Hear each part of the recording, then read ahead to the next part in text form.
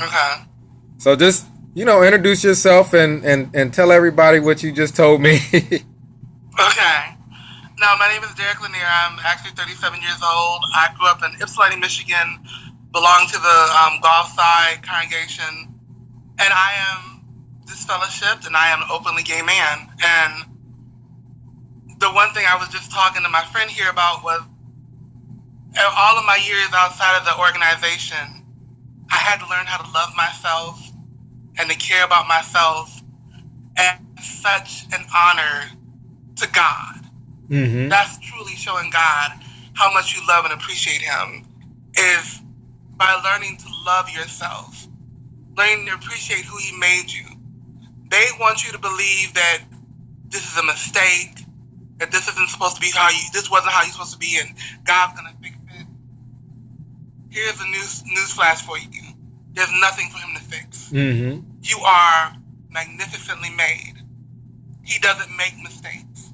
Mm-hmm. If you want to take it back to the Bible, there's that I think it was David that said God knows you before you're born. He knows your bones even before you're born. That means God knows who you're going to be before you come out, Mm-hmm. before you come into this world. You're fine. There's nothing wrong with you. You're an imperfect human born into an imperfect world, and that's what this is. But you're not doing yourself any favors by trying to be something you're not. You're not showing God honor or love or appreciation. And the only thing you can ever be in your life, if you're not going to be yourself, is miserable. And misery never leads to anything good. Mm-hmm. It never leads to anything good. And never helps you develop as a person. Like, I'm 37 years old. I'm just finding out who I am. I was disfellowshipped when I was 17. And it's taken me 20 years to decide what I like, to know what I like and know who I am. And it's painful because that's 20 years I can't get back. Mm-hmm. Not to include the 17 years I spent as a Jehovah's Witness. And so there are numbers of people who have killed themselves over being afraid to be who they are because they wanted to be a Jehovah's Witness so bad. I had a friend that I lost that he killed himself because he wanted to be a Jehovah's Witness and they wouldn't let him. And it's scary for those of you who are still in the organization at Bethel, active in the Kingdom Hall.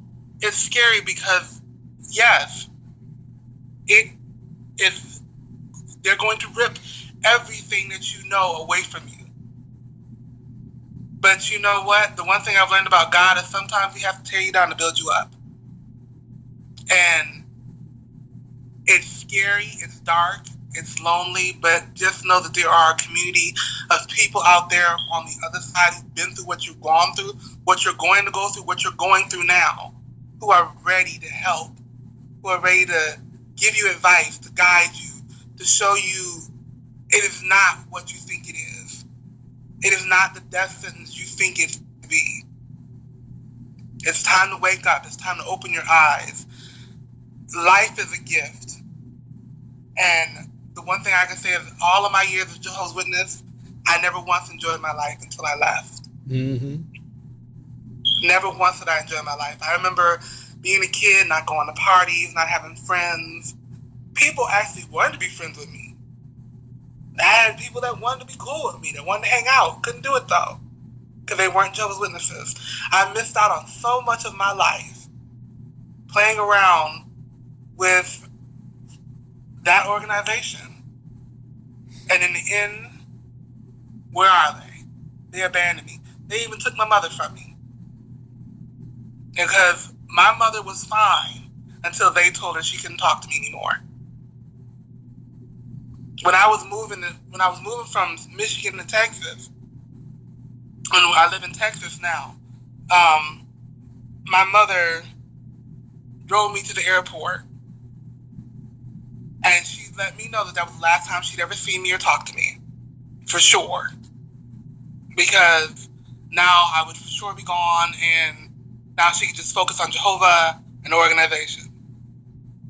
Who makes a person choose something like that? Mm-hmm. I'm not an adopted child. I'm your blood son. I'm her only son. You know, I have 2 sisters. I'm the baby. Neither one of my sisters are Jehovah's Witnesses either. My mom is the only one in my family who's a witness. And she's miserable. Mm-hmm. She'll never admit it, but she's miserable. My mother could have been married and had a husband and stuff growing up, but the men who were interested in her weren't witnesses. But that's all she wanted to be with, was a witness man.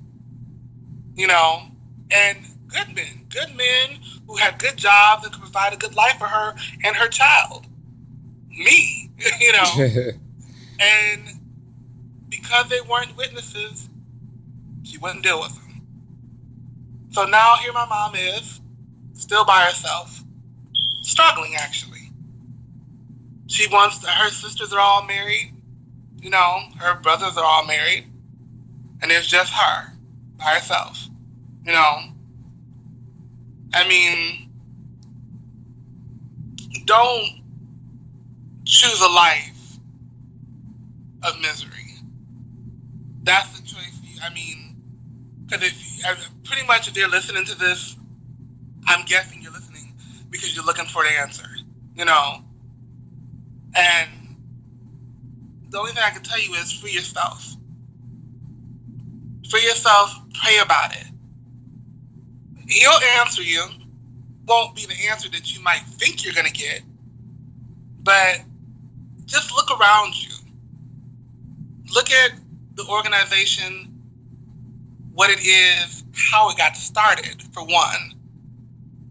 The people who are over you. One of the biggest factors to me, I wanted to get reinstated a year ago, but one of the biggest factors to me not coming back in was because I looked at some of the governing body, namely Anthony Morris. And all I can say is, if he is going to be in heaven ruling over me, there's no way in hell I'm going to be anywhere he's at. There's no way. I don't want that man governing anything. When he couldn't govern a glass of water for me. I don't want nothing to do with it. You know what I'm saying? I mean, if he is supposed to be part of the true religion, then let me go do something else. You know? And anytime I talk to people about being a Jehovah's Witness or being part of any organized religion, I always tell them to look at the origins of religion and why religions were created. It's all control. Top to bottom, left to right, it's about control. They were put into place to control people in certain situations. And then you just got to look at, what are these institutions doing? Why is it that does a pastor need $1 million house? If you look at these mega churches and stuff, even outside, I mean, the Jehovah's Witnesses themselves, they try to be this modest organization. The society is worth billions. I've looked into this. They're worth billions of dollars. Don't be fooled. It's all money, you know. Another thing that I looked into and I found out about, which was interesting to me, was the Jehovah's Witnesses were part of the United Nations. They were on the roster or whatever of the United Nations. And so it was just like, I thought we weren't supposed to be associated with government things like that, you know. If you do some research on it, it's quite interesting. And I guess when it started coming out more, that's when they came off the roster. Mm-hmm. But they were on there for years. They were on there for a very long time. Mm-hmm. So, and I mean, then you got to look at, too, if you're not supposed to be associated with government things, why did they take part in the whole fact that as a church they don't have to pay taxes? I mean, they keep saying, oh, we're not part of this world. You know what I'm saying? You have to People have to look deeply at things. I'm getting way off on something else. Bring me back, Marcus. Well, what about the people who feel like Jehovah will change them if they put their all into pioneering or going to Bethel or becoming an elder or a ministerial servant or even getting baptized? Right. Okay, well, my whole story about that is I thought that God was going to change me. I really thought if I put my everything into being a Jehovah's Witness, and I didn't even want to. This is my whole story about this. I didn't even really want to be a girl, but I knew I couldn't do anything about my sexual feelings. I couldn't do anything about the fact that I was attracted to only men. So I prayed day and night, every day, every night, all day long, for God to make me a female. I even divined her. I even named her. Her name was Alexis. And it was just, I prayed every day, all day. My whole thing was, I would pray all day, even while I was at school. I was actually almost failing out of school because I prayed. I spent all day praying. And I mean, when I say pray, I mean shutting down, head down, eyes closed, praying. You know? And it was an incessant thing. I did it all day because all I knew was Jehovah's going to fix it. Because that's what we were taught. Jehovah will fix it. If it's not right, Jehovah will fix it.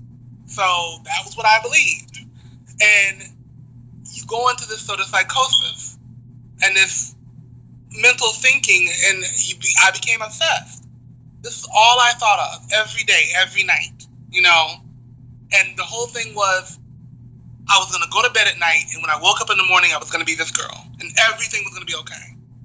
And this is what I really thought was going to happen. And that went on from the time I was 13 until I was 17. That's a long time. 4 years of just nonstop doing this. All day, all night, every day. And what happened was, when I would wake up and I'd still be me, all I would say was, I didn't put forth enough effort for Jehovah. That's why it didn't happen. So that day I would pray even more. I would go out and fill service and make sure I talked to as many people as I could. Mm-hmm. You know, and everything was, that's another notch in the belt for what I want from Jehovah, you know. Right. I would go to the Kingdom Hall and clean. I would vacuum and clean windows and dust books and dust counters and all kind of stuff. Jehovah's is gonna really answer this prayer tonight because I'm doing the most today, you know. And it got down, when it never happened, it got down to me saying, I know what it is. I'm not baptized. So I then went on a mission to get baptized. And I even remember, I forgot to tell you about this, Marcus, but I remember one of the brothers even saying, Derek, I honestly don't think you're ready to get baptized. And I said, are you kidding me? And I was furious. Because I said, he's going to keep me from getting what Jehovah's going to give me. And I was just like, I went to the questions, I went to the meetings, I was doing all this extra stuff. And they went ahead and told me, okay. And I went, and my whole thing was, I knew what was going to happen. I was going to go down into water as me and come back up as the woman I had asked God to make me. And that was my mindset.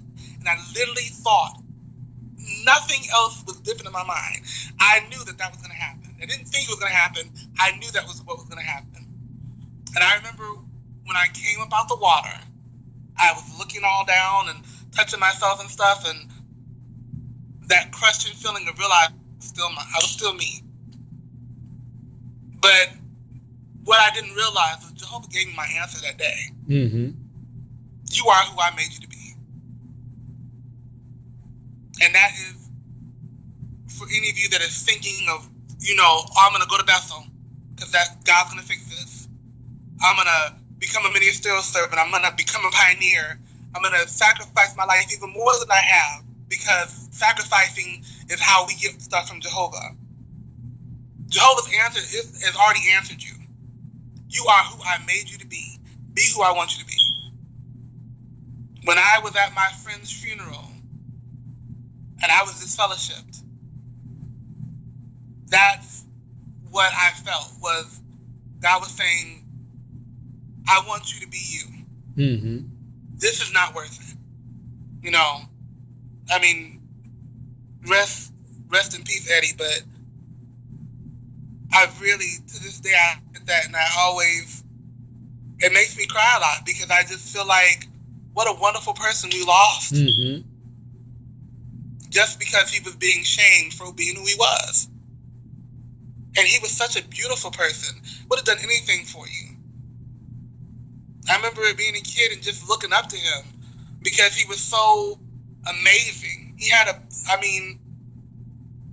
but because that psychosis, and that's what I'm saying, that psychosis, when you are in it and you believe it with all of your heart, nothing makes any sense. That's the best way I can put it. It's like stuff that I would see worldly people doing when I was Jehovah's Witness. I'm like, ooh, how are you doing that? Yeah. You know, people going to college and stuff. Ooh, why are you going to college? Spend all that money to go to college? You know, the world's not going to be around that long. Mm-hmm. You know, stuff like being happy about getting a new job. Or I remember when I grew up, I wanted to be a doctor. I wanted to be a medical doctor.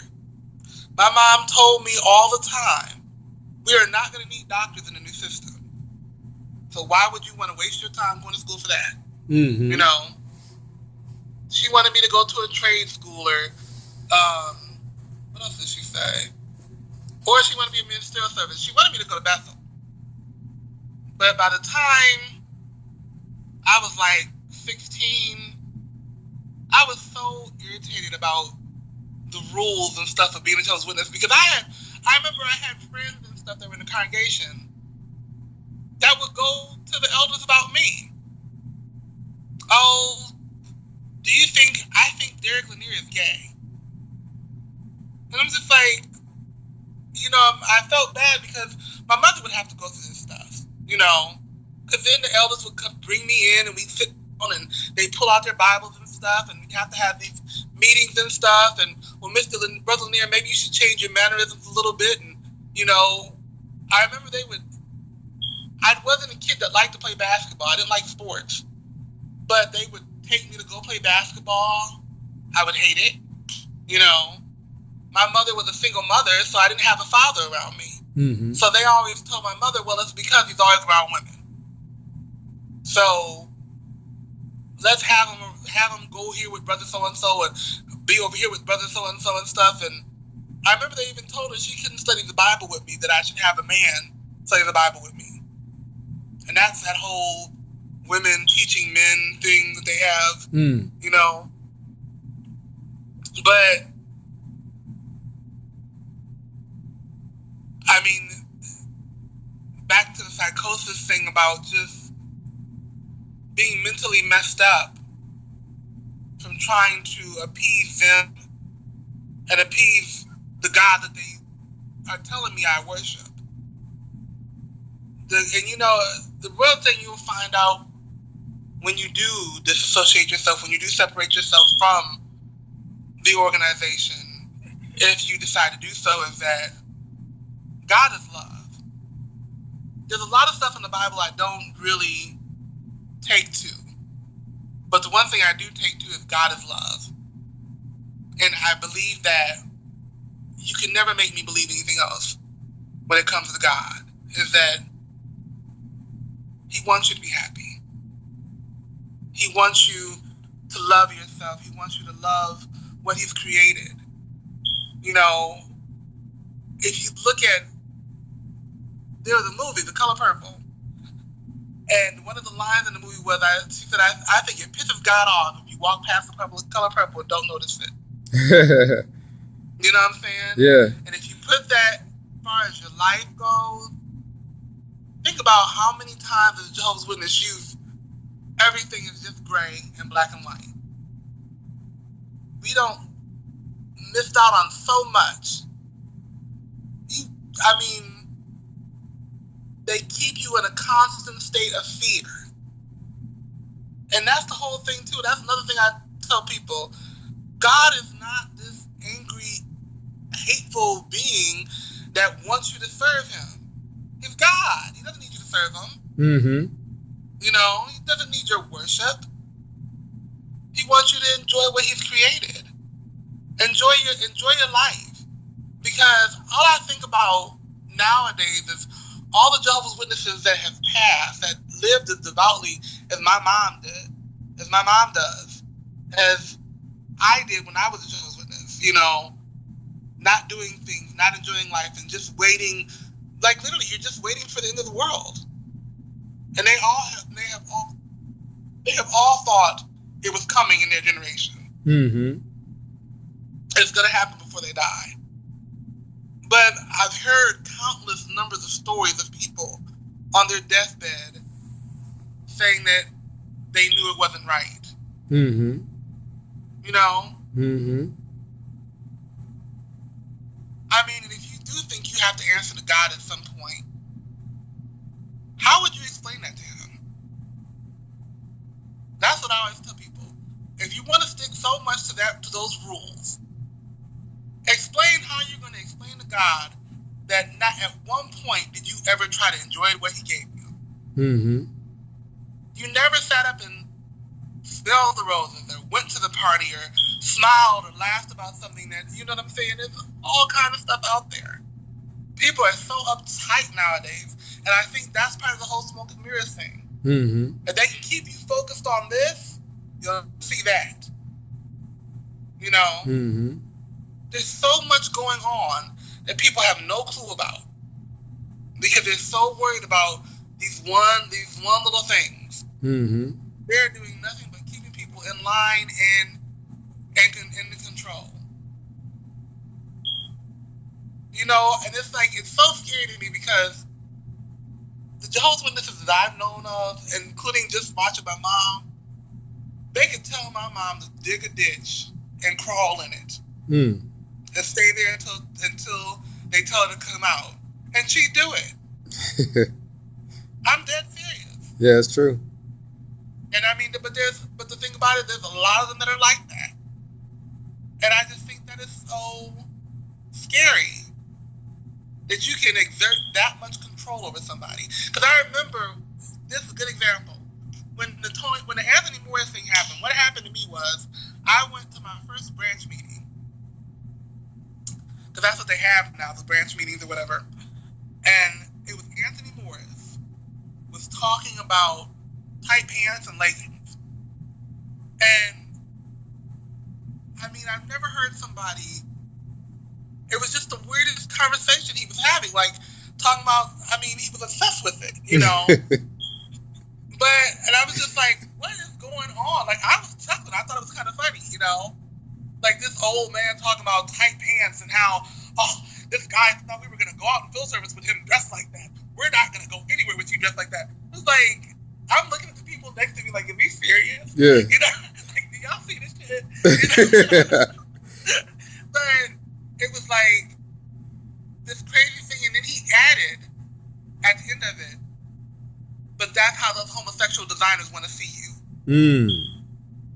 And I said, I remember I had my Bible open, and I slammed it shut. And I slammed it so hard that the people next to me noticed, because they were all looking at me like, what? You know? Because I'm just thinking to myself, what the hell did it have to do with anything? Mm-hmm. And so I remember I came home, and my mom was at her branch meeting too. So I just knew she was going to call me and ask me about it.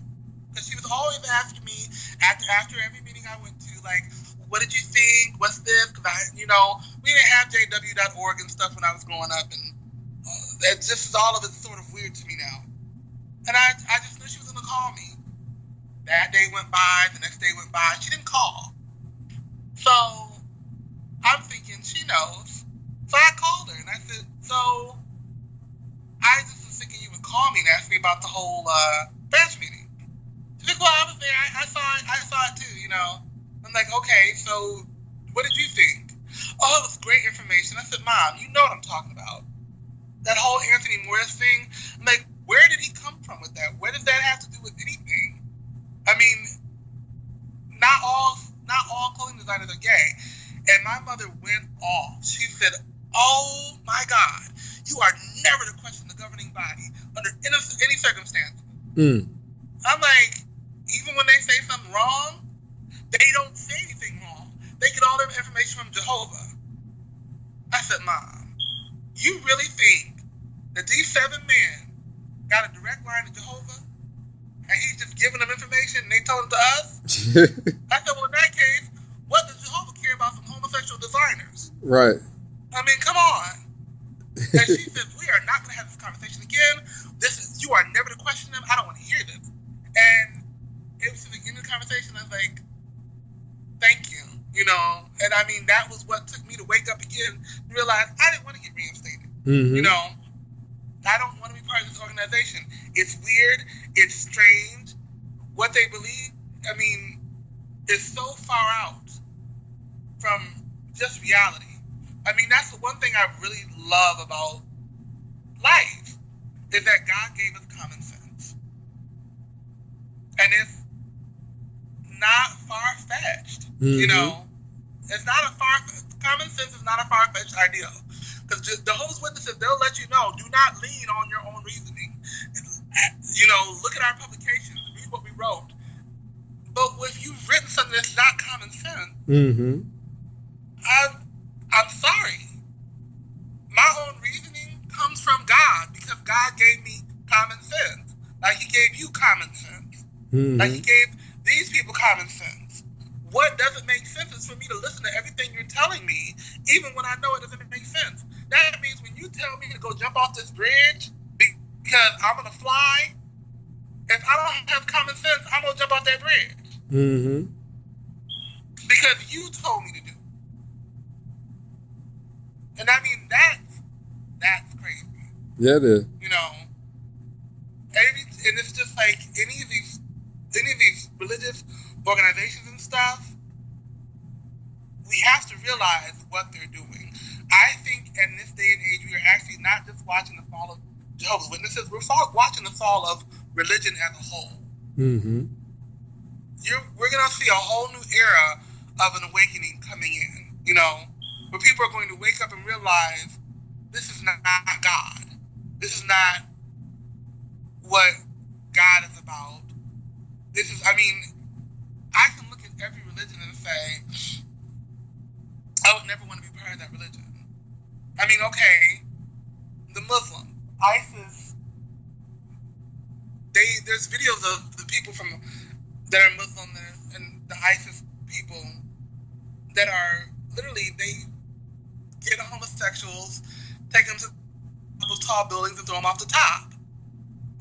No, I don't want to be part of your religion.